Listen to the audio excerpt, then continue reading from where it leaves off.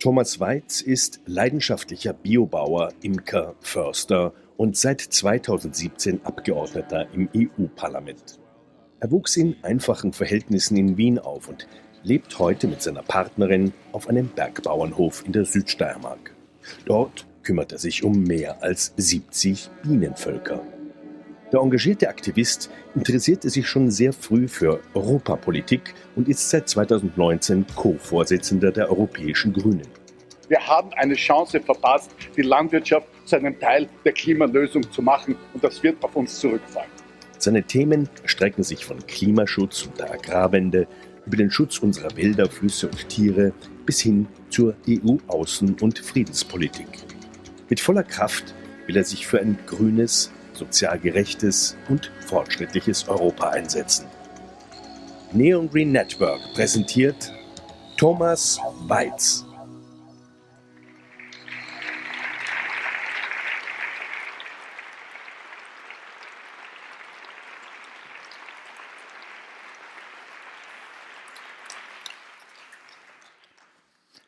Einen schönen guten Abend alle miteinander.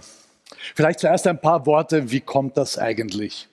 Wie kommt ein Eisenbahnerbub, die Mutter vom Land, der auch in Wien lange in die Schule gegangen ist, wie kommt das eigentlich, dass man zum Biobauern wird, dass man irgendwann zum Politaktivisten wird und irgendwann im Europäischen Parlament landet? Und vielleicht nur ein paar Worte dazu, die vielleicht manchen von Ihnen und manchen von euch ein wenig Erinnerung an eure eigene Geschichte geben.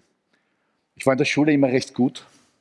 Ich habe durch Zuhören gelernt. Ich hatte gute Noten trotz fehlender Hausaufgaben, zum Ärgernis meiner Lehrer und Lehrerinnen natürlich. Und ich hatte immer schon einen ausgeprägten Sinn für Gerechtigkeit. Und das war in einem Schulsystem mit 36 Schüler, Schülerinnen in einer Klasse mit Resten schwarzer Pädagogik in den 70er, späten 70er und frühen 80er Jahren etwas, das zu einigem Rumpeln gesorgt hat in meiner Schulkarriere, denn da gab es einiges an Ungerechtigkeit anzuprangern und ich habe das getan. Und meine Betragensnoten haben entsprechend ausgesehen. Ich habe zwei Dinge in der Schule gelernt, die mich sehr geprägt haben für meine Zukunft. Ich bin irgendwann draufgekommen im Geschichtsunterricht, was wir Europäer, Europäerinnen so mit dem Kolonialismus zu tun hatten. Ich bin irgendwann draufgekommen, dass ein großer Teil unseres Wohlstands, den wir hier haben, in dem ich selbst aufwachsen durfte, in dem ich selbst Bildung genießen durfte, geraubt, gebrandschatzt, gemordet wurde, quer über den Planeten. Und das war ein Schock für mich, weil bis dahin habe ich mir gedacht, das Leben ist gut und die Welt ist gut und wir sind gut. Nun, der zweite Schock war aber, dass ich irgendwann draufgekommen bin, dass das nicht nur Geschichte ist, sondern dass das etwas ist, was heute jeden Tag stattfindet, was wir weiterhin tun, was wir in Wirtschaftssystemen weiterhin praktizieren. Nicht ganz so offensichtlich wie früher, nicht ganz so brutal wie früher oder auch oft genauso brutal wie früher. Der zweite Schock, der mich sehr politisch geprägt hat, war irgendwann der Unterricht zur Nazizeit.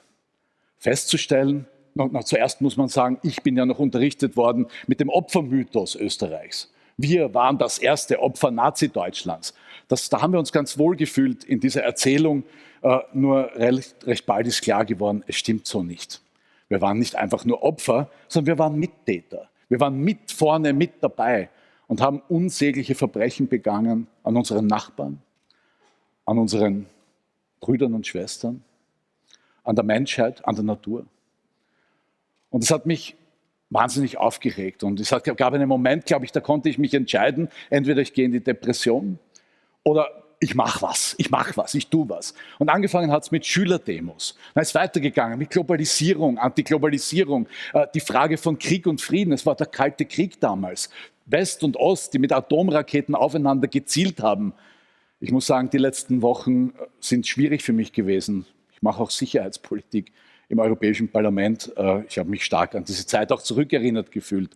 Aber in diesem Kontext für Frieden aufzutreten, gegen Atomenergie aufzutreten, denn Atomenergie steht auch im Zusammenhang mit Atomwaffen, gegen die Weiterverbreitung von Atomwaffen aufzutreten, gegen den Hunger aufzutreten, mich politisch zu engagieren.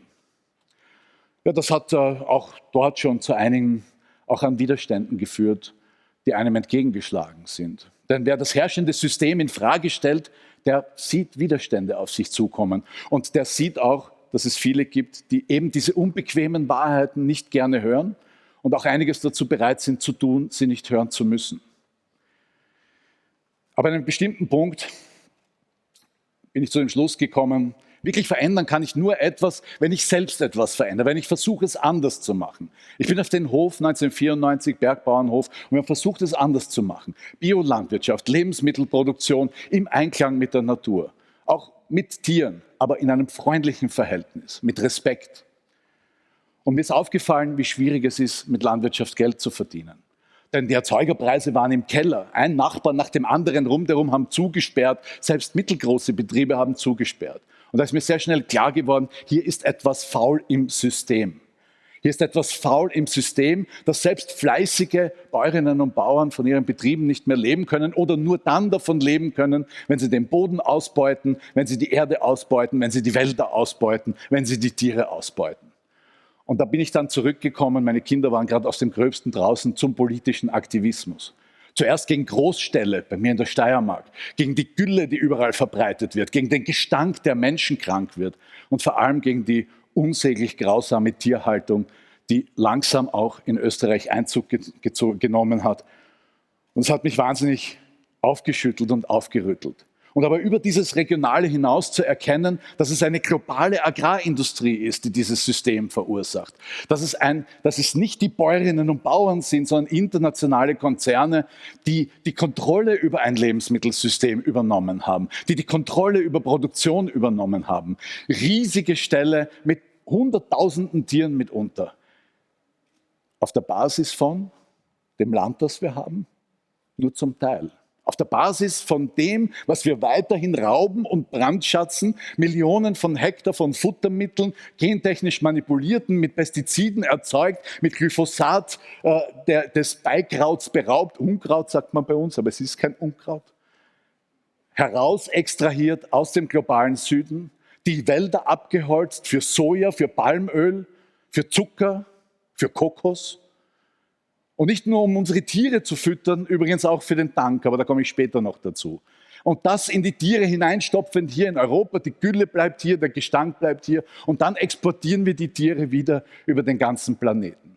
Und dort, wo das sichtbar wird, das sind die Tiertransporte. Weil wer schaut schon in einen Massenstall hinein? Oder wer schaut in einen Schlachthof hinein? Aber dort, wo das System sichtbar wird, sind die qualvollen Tiertransporte, die auch Sie, die wir alle auf Europas Straßen gesehen haben. Wir haben im Europäischen Parlament einen Untersuchungsausschuss erwirkt, um diesem Problem nachzugehen. Und wir waren draußen, wir haben Verladungen beobachtet, wir haben LKWs gestoppt, mit Polizei, ohne Polizei, nachts, untertags, wir haben sie verfolgt.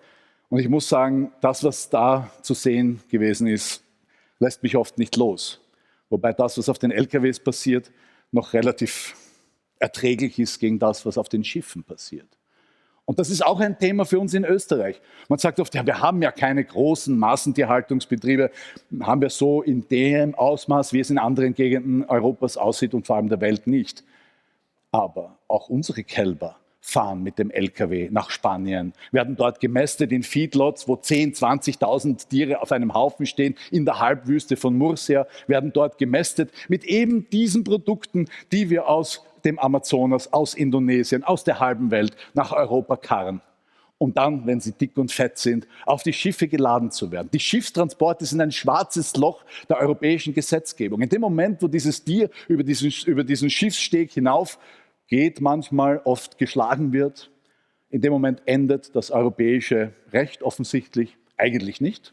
Es ist illegal, aber es interessiert niemanden und es hat niemanden interessiert. Von den Schiffstransporten, die dann irgendwo im Nahen Osten ankommen, ist es durchaus normal, dass 10-20% der Tiere verendet sind. Wie der Rest der Tiere aussieht und was für Qualen hier zu erleiden sind, das will ich Ihnen hier jetzt ersparen. Und gegen dieses System aufzutreten, das ist etwas, was wir alle gemeinsam tun müssen und wo wir dem nicht entkommen können, auch dieser Verantwortung hinzuschauen. Wo kommt denn unser Lebensmittel her? Wo kommt unsere Nahrung her? Wie kam es zustande? Und auf wessen Basis haben wir das alles produziert? Wir haben im Moment sehr viel Thematik rund um Getreide, Lebensmittelsicherheit. Die Frage, wie kommen wir eigentlich zu unserem täglich Brot? Und ist das auch sicher in der Zukunft? Und ich muss dazu sagen, es wird hier sehr viel Nebelgranate geworfen. Die Tatsache ist, in Europa gehen 20% des in Europa produzierten Getreides in Biosprit. Also wir sorgen uns darum, ob die Menschen in Ägypten Essen haben werden und tanken Getreide an der Tankstelle. 60% von dem Getreide geht in Tierfutter. Die Frage ist nicht, ob wir genug Getreide haben. Die Frage ist nur, ob wir das Getreide zur Verfügung stellen, um es Menschen zum Essen zur Verfügung zu stellen, oder ob wir es in Tiere stopfen und dann das Fleisch exportieren. Das ist die Frage, die wir hier zu beantworten haben. Und es ist die Frage, wie gehen wir um damit, dass viel dieser Produktion auf der Basis von Abholzung passiert, auf der Basis von Zerstörung, von Naturzerstörung über den ganzen Planeten. Meine Zusammenarbeit ist sehr stark gebunden an die mit den Zivilgesellschaften, den verschiedenen. Ich möchte sie hier nennen, weil es wichtig ist, auch die zu nennen, die hier gemeinsam an einem Strang ziehen. In Sachen Tierschutz, Animal Welfare Foundation, Animals Internationals, Animals Angels, VGT, Vier Pfoten und viele mehr. Und ich möchte Ihnen explizit danken für diese Zusammenarbeit, denn nur gemeinsam können wir hier etwas bewegen. Im nächsten Schritt möchte ich euch zu dem Thema Wald entführen. Ich bin selber Forstwirt. Ich habe in Österreich sagt man Plenterwald. Viele Spezies, verschiedene Baumarten, verschiedenes Alter, keine Kahlschläge, naturnahe Waldwirtschaft. Das geht. Nur wer sich ein wenig umsieht in Europa und nicht nur im Amazonas, wir wissen das, wir brennen den Amazonas nieder, wir hacken den indonesischen Urwald um, die letzten Reste. Aber es ist nicht nur eine Sache dessen, was wir sehen können, wenn wir aus Europa herausschauen, sondern es ist auch etwas, was wir hier bei uns in Europa erleben, was passiert. Nur ein paar Beispiele, weil man bei uns, wir haben ja relativ schöne Wälder, denkt man, es ist eigentlich hier alles ganz okay. Das ist nicht okay. Was wir sehen, ist, dass im Moment zum Beispiel in Estland ganze Landflächen abgeholzt werden für Biomasse, sogenannte grüne Energie. Also so wie dort Forstwirtschaft betrieben wird, ist das in keinem Fall grüne Energie. Ganz und gar nicht. Es ist Naturzerstörung. Die Bäume werden gar nicht mehr älter als 30 Zentimeter. Sie werden von großen Maschinen geerntet, die den Boden zerstören. Es werden Monokulturen wieder aufgeforstet, die dann mitunter dem Borkenkäfer und der Dürre zum Opfer fallen. Es werden Wälder trockengelegt nach wie vor, obwohl wir wissen, dass gerade Nasswälder für das Klima ganz entscheidend sind. Und apropos Klima, ohne unsere Wälder und die Kapazität unserer Wälder, nicht nur Sauerstoff zu erzeugen, sondern unserer Wälder auch CO2 zu binden in den Boden und in Holz, das wir dann verwenden können. Ohne diese Kapazität werden wir die Klimakrise nicht bewältigen können, allein schon von der Quantität her. Es ist also entscheidend, wie wir mit den Wäldern umgehen. Und auch in Europa, das sich so klimafreundlich darstellt, ist die Situation so eine, die man sich manchmal gar nicht so genau ansehen möchte. Ich war gerade vor einer Woche im Baskenland. Übrigens, die Aufnahmen, die Sie im Hintergrund sehen, viele davon sind von unserer eigenen Arbeit. Manche Bilder haben wir auch zugekauft. Wir hatten nicht so viel Zeit für die Präsentation heute. Aber zum Beispiel im Baskenland, wo ich letztes Wochenende war, ganze Berghänge abrasiert, nichts mehr da, das Wasser total trüb, alle Wasserlebewesen, die für sauberes Wasser, die auf sauberes Wasser angewiesen sind, gestorben. Tausende Hektar, ganze Bergrücken und das in der Mitte der Europäischen Union. Oder in Kroatien, vor einem Jahr war ich da. Natura 2000, Schutzgebiet für die Gelbbauchunke. Ja, ihr Lebensraum, das sind die alten Drainagen der Trockenlegungen. Ja, die Drainagen wurden gerade wieder tiefer gegraben. Heute ist dort nur mehr ein Schlammloch. Der Frosch, ja, ich hatte einen gefunden. Natur gab es wenig mehr dafür. Und große Kahlschläge, die dann zertifiziert wurden durch FSC und BFC, private Zertifizierungsunternehmen, die uns dann weismachen, es ist alles nachhaltig und alles in Ordnung. Gar nichts ist da nachhaltig und in Ordnung. Das sind private Unternehmen, die von privaten Waldbesitzern dafür bezahlt werden, dass sie ihnen ein grünes Feigenblatt verpassen, damit sie dann guten Gewissens am Markt ihre Waldprodukte als nachhaltig verkaufen können. Und so lassen wir uns belügen oder belügen uns auch manchmal selbst oder wollen auch gerne belogen werden. Und ich glaube, das ist etwas, das wir überdenken sollten, ob wir wirklich auf diese Art und Weise weitermachen wollen. Wenn es um das Klima geht, ist im Moment eine sehr schwierige Zeit, auch für uns im Europäischen Parlament. Wir haben den Green Deal, wir haben doch einiges an vernünftiger Umweltpolitik aufgelegt. Durch den momentanen Krieg in der Ukraine ist all das wieder in Frage gestellt.